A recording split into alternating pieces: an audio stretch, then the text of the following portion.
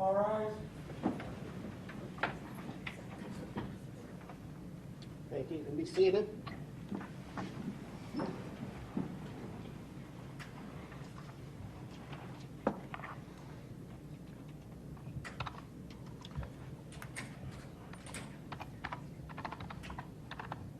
And could we hold just a second, please? Hold it.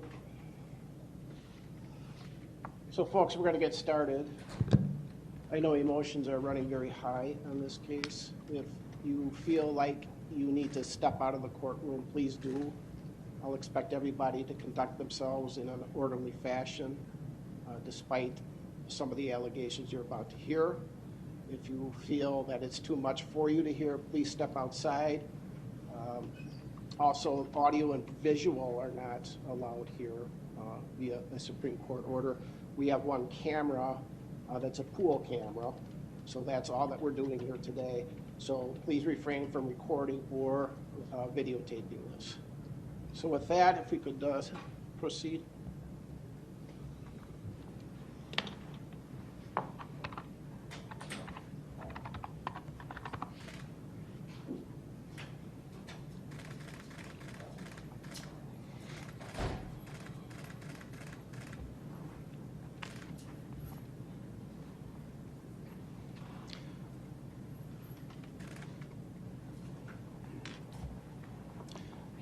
This is case number 21 CF 1848, State of Wisconsin versus Darrell Brooks.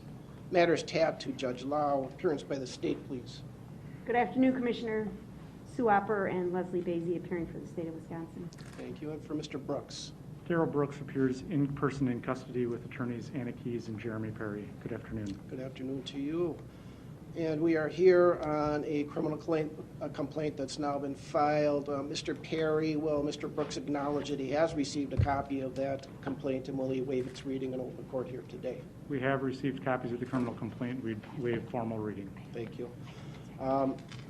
It may at some point be relevant, but the address on the complaint is accurate.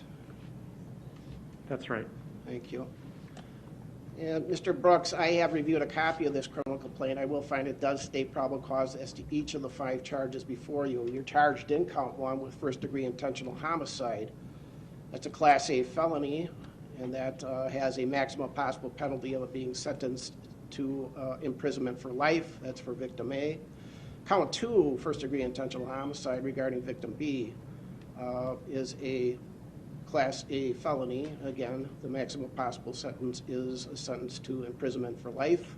Count 3, first-degree intentional homicide regarding victim C, is again a Class A felony, and that's punishable by a sentence to imprisonment for life. Count 4, first-degree intentional homicide regarding victim D, again, is a Class A felony, and that's punishable by a sentence to imprisonment for life. Lastly, count 5, first-degree intentional homicide regarding victim E, is a Class A felony. That is punishable by a sentence to imprisonment for life. As those are felonies, you're entitled to have counsel. You're entitled to have also a preliminary hearing. And I, again, have found probable cause to each of the 5 counts upon my review of the pleading. So we will turn to Attorney Opper for her bail recommendation. Thank you, sir.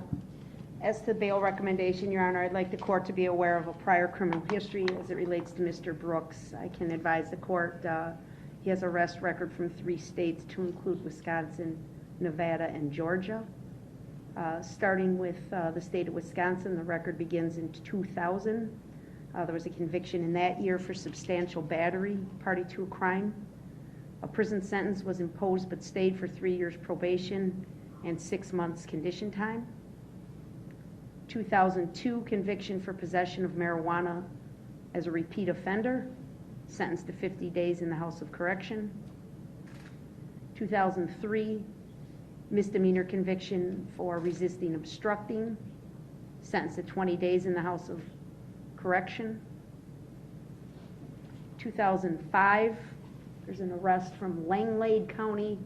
Ultimately, he was convicted of a county ordinance violation for disorderly conduct What's remarkable about that is that he failed to pay the fine, so he was ordered to serve 30 days in jail on the non-payment. 2009 Manitowoc County conviction for obstructing an officer, sentenced to 2 days jail, time served. 2010 conviction from Wood County, Wisconsin. He was convicted of the offense of strangulation/suffocation with other charges of battery and criminal damage to property dismissed and read in. The court ordered a withheld sentence for 3 years probation. That probation was revoked, and on August 1 of 2011, he was sentenced to 11 months jail. 2012, he was convicted at the same time on 2 separate files in Milwaukee County. First file was a charge for possession of marijuana as a repeat offender, sentenced to 180 days in the House of Correction. The second file, he was convicted of misdemeanor bail jumping and misdemeanor possession of THC, also sentenced to 180 days in the House of Correction, concurrent to the other case and concurrent to each other. In May of 2012, there was a conviction for resisting obstructing. He was sentenced to 37 days jail consecutive to the earlier sentence imposed in April of that year. He's currently pending on 2 charges in Milwaukee County. 2020 CF 2550, he's charged with 2 counts, second-degree recklessly endangering safety while armed, and 1 count of felon in possession of a firearm. The date of that offense, or excuse me, all 3 offenses, is July 24 of 2020. It's believed he was arrested shortly after that incident and remained in custody in the Milwaukee County Jail until released on bail there for reasons of a speedy trial violation on March 3 of 2021. Bail at that time was lowered from $7,500 cash bail to $500 cash bail. In that case, Your Honor, it is alleged that he got into a fight with his nephew. The defendant fired 1 round from a handgun toward the vehicle that his nephew was in. The vehicle was occupied by another person, and that accounts for the 2 charges of reckless endangering safety. The next day, he was taken into custody, and the residence where he was located, he was found to have a loaded 9mm handgun just a few feet away from him. The handgun was previously reported stolen. Again, he was a convicted felon on that date, so that accounts for the 3rd charge.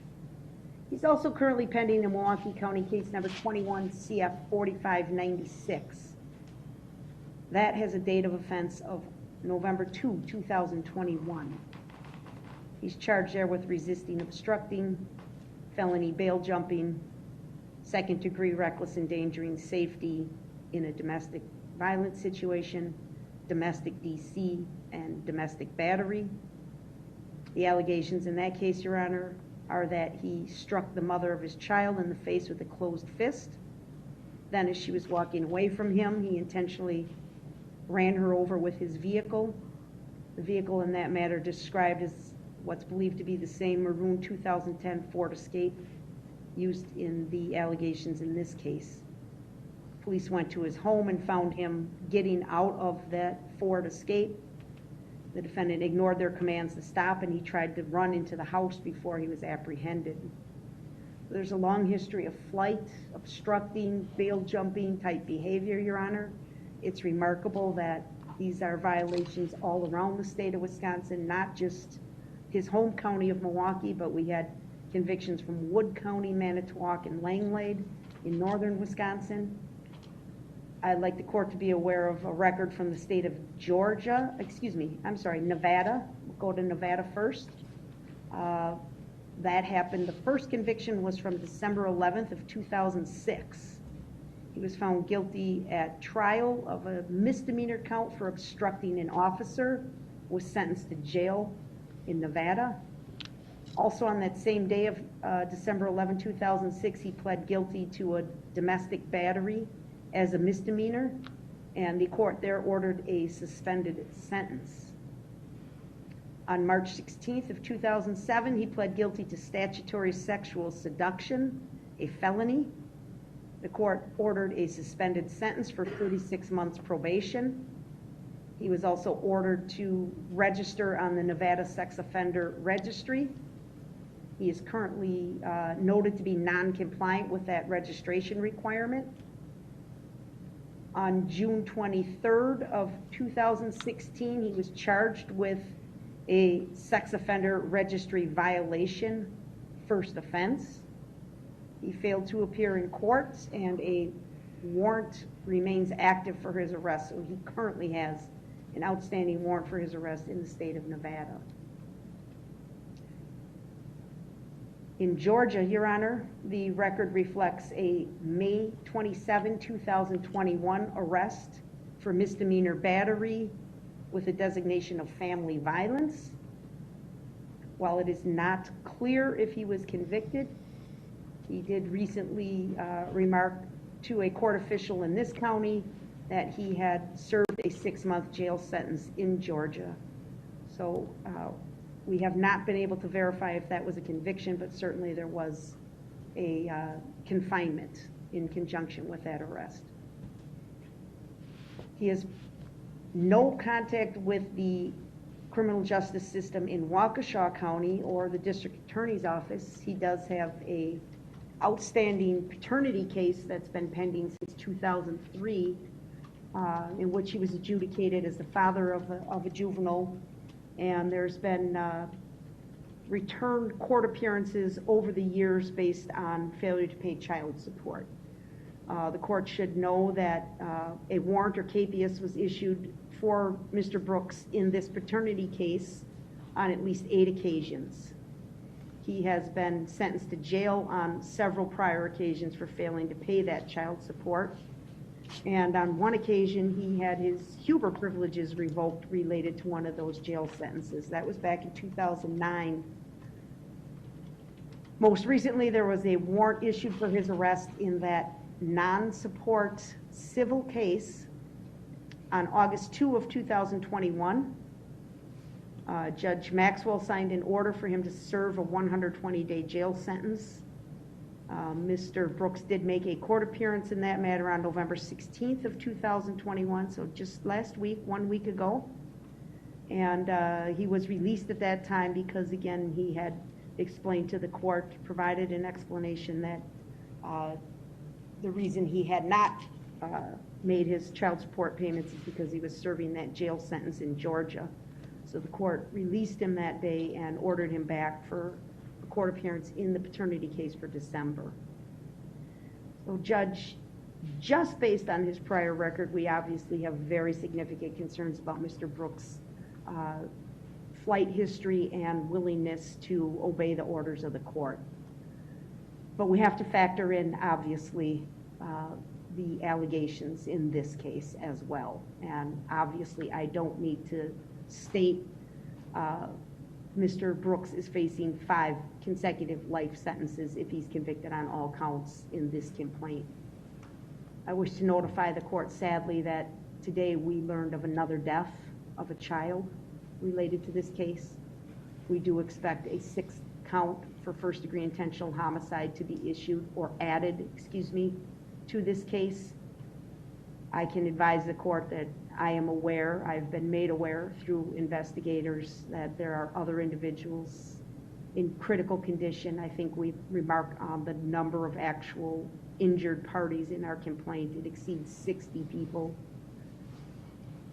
There's a number of other charges that we are reviewing and considering, but certainly, at the very least, we do intend to file a 6th count of intentional homicide maybe Friday or maybe early next week, depending on when we can accomplish that. Certainly, if we have any other deaths resulting from this incident, additional counts of homicide will be filed. We didn't charge bail jumping. Obviously, we could have. We have focused our efforts to date on the immediate concern, and that involves the loss of life that is alleged to have occurred through the conduct of Mr. Brooks. I want this court to know, and I think the court has read the complaint, you've indicated you've read the complaint, there are not words to describe the risk that this defendant presents to our community. Not only flight risk, but the dangerousness that he presents, his history of violence, and the allegations in this complaint where it is stated plainly that on several occasions he was told to stop by police officers. They risked their own safety to try and step in front of the car to stop him. Everything was done to get him to stop, and he just simply continued down the roadway, causing death and destruction in his path. So I am advocating for a significant cash bail, Your Honor. I'm asking for $5 million cash bail. I know that's a large amount of money, but I think it is warranted on this history, and I think it's warranted when the court considers, if convicted, Mr. Brooks will spend the rest of his life in prison. Thank you. Thank you. Attorney Perry. Thank you, Commissioner. When this court determines what amount of monetary bail is reasonable and necessary to assure Mr. Brooks' appearance in court, I guess at today's hearing, the only thing I would add for the court's consideration is that Mr. Brooks is financially indigent, does qualify for public defender representation, and that individual circumstance must be taken into account.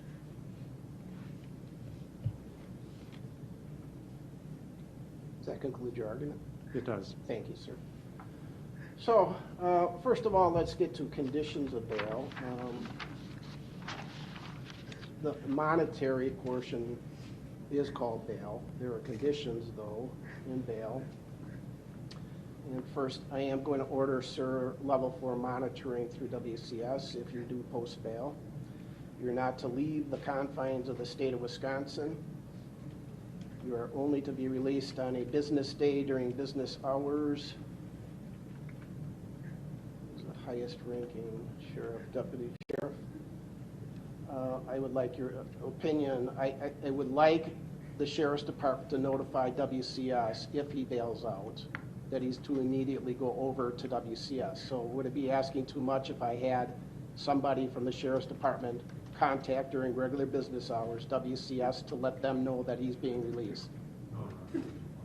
Then I'm ordering then that the Sheriff's Department contact immediately upon Mr. Brooks walking out the door, if that should happen, that he's on his way to WCS, which is literally a block away. If that does not happen, I want to make sure that people are aware that he did not get on the GPS monitoring device, which I am ordering. I'm ordering him to pay for that as well. Again, he's only to be released on a business day during business hours with the Sheriff's Department agreeing to contact WCS. If WCS does not have Mr. Brooks come in with a matter of minutes, I would like them, I'm ordering them to then contact the Sheriff's Department of that. I am ordering, sir, that you not operate a motor vehicle. You may not possess any dangerous weapons or firearms. You are not to have contact with the families listed in the victim identification sheet. You are to only disseminate that information to your lawyers.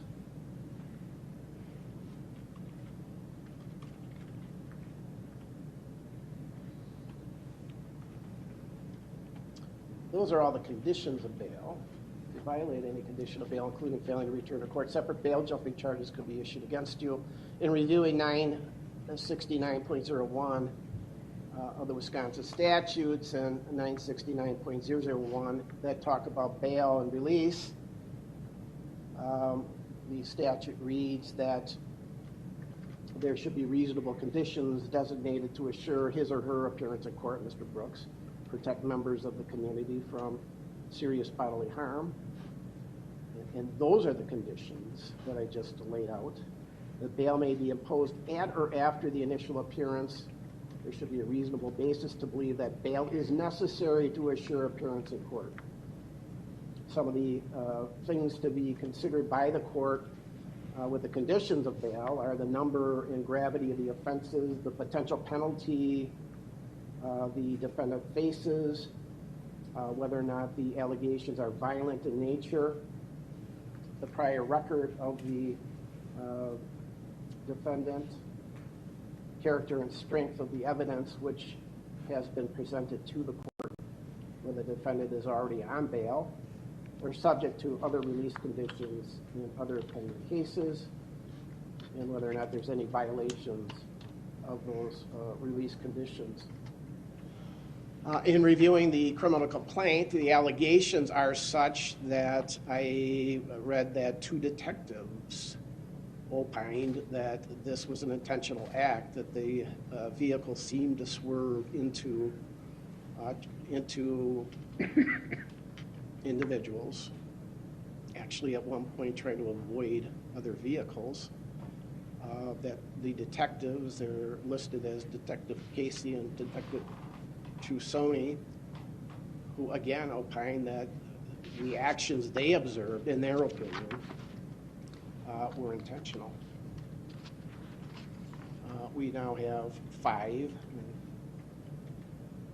Attorney Opper informed us of a 6th, but that's not here before us today. 5 people that are deceased.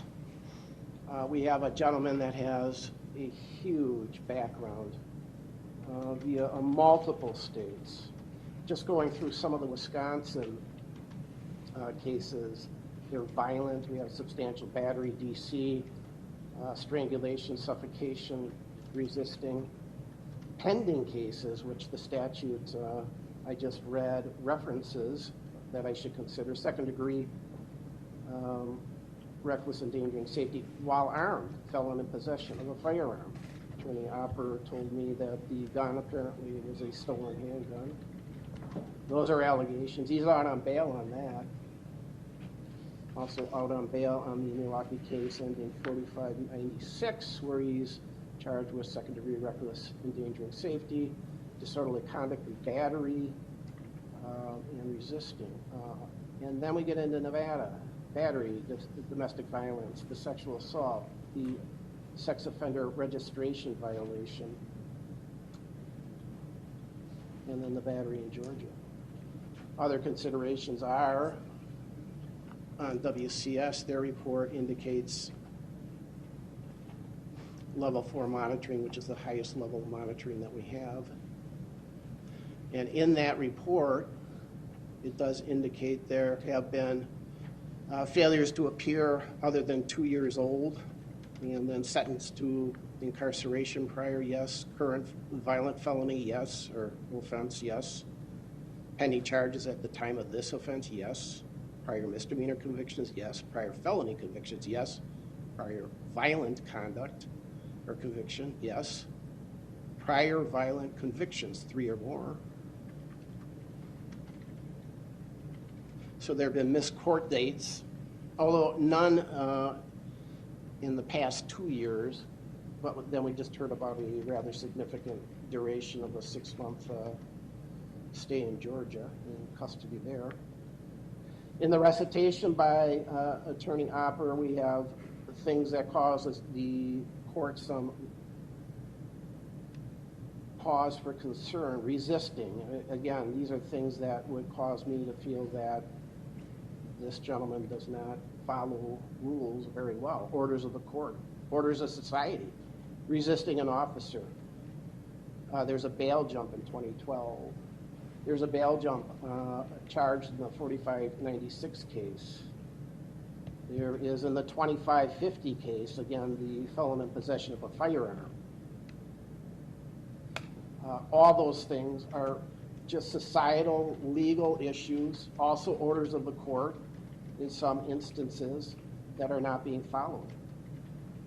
While out on bail on 2 rather significant allegations, we are now faced with 5 counts of first-degree intentional homicide. So when I look at that, I look at the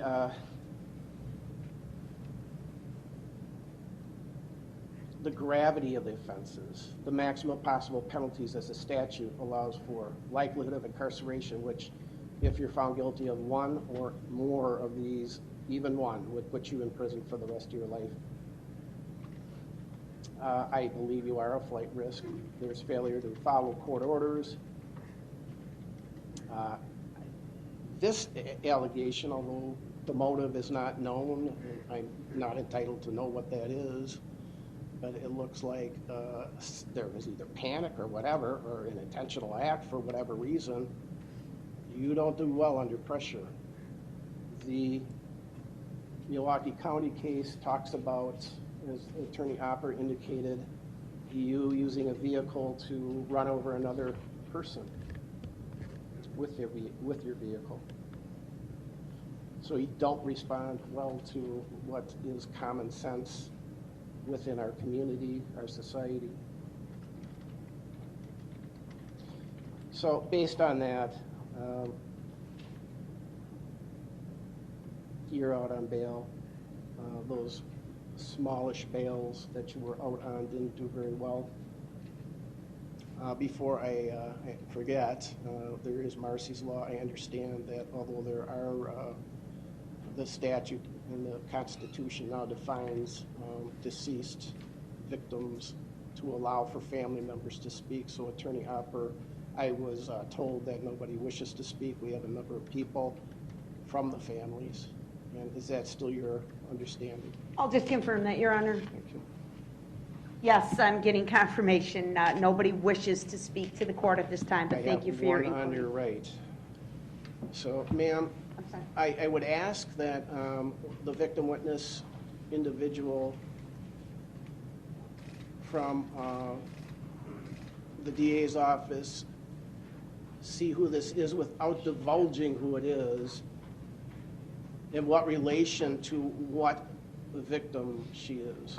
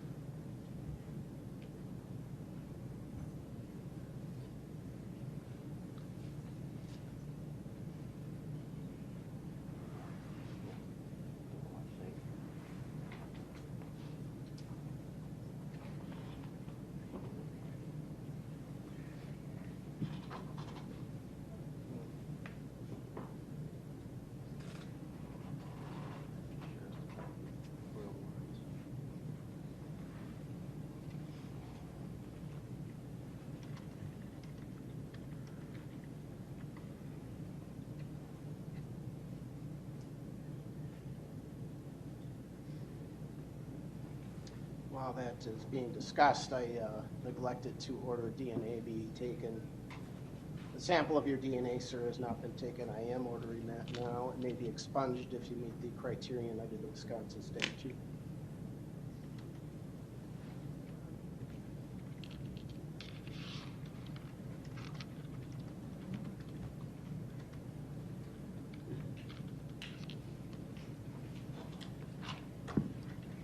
Attorney Basie, where are we?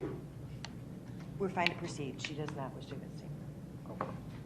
Thank you for checking. Thank you, ma'am. The family is always welcome. You do, under the law of the state of Wisconsin, as well as under the amended Constitution, have the right to speak at proceedings germane to the particular proceedings that we're at. So with that, I will set bail. I have no problem with the bail being recommended by the state. I'm an old guy who has been doing this for almost 40 years. DA's office, criminal defense attorney, 17, 18 years as a commissioner, both in Milwaukee and now in Waukesha. The nature of this offense is shocking. Actually, the detail I was not expecting here today, that two detectives, not lay people, detectives, not only tried to stop this, but rendered an opinion that this was an intentional act. you're presumed innocent, sir. But that's what the allegations are.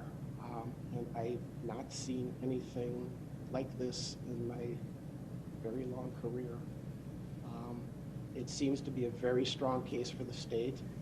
Likelihood of incarceration, which is the other aspect of bail, is absolute. If you are found guilty of any one of these, a multitude of them, it's a life imprisonment sentence that must be meted out.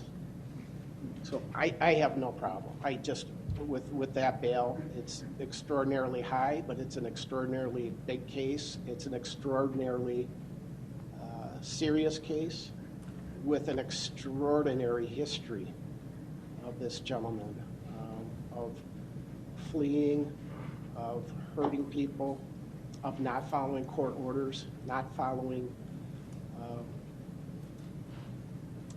criminal laws, not following just your societal norms. So I know that that's extraordinarily high bail. It's warranted here, and I am setting cash bail in the amount of $5 million. And with that, we're going to select a preliminary hearing date. Attorney Perry, time limits? Commissioner, we would be waiving time limits.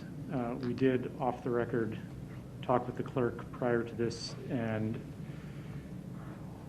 preliminarily set a date for January 14th at 9:15. Oh, date.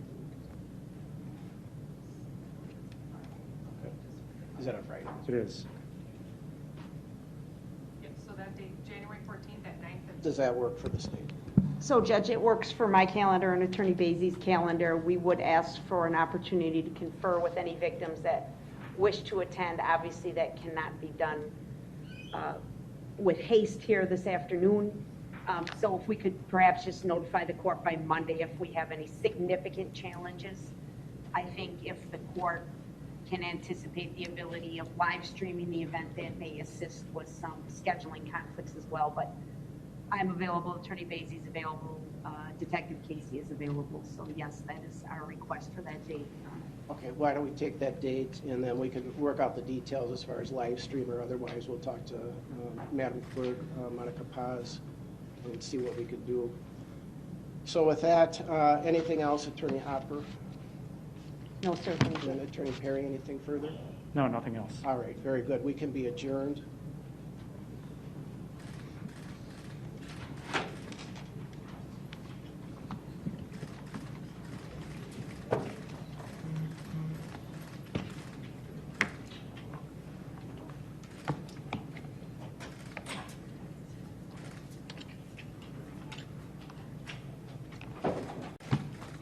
So I do want to commend the audience. I know this is very highly emotional. I want to commend the defense for doing a fine job, as well as Attorney Hopper and Attorney Gazy. So folks, I know this was very difficult. You handled yourself very, very well. I would ask that you continue on in that vein. If you do choose to come to future court dates, you're always welcome back. I do appreciate how you all handled yourself today, so thank you very much.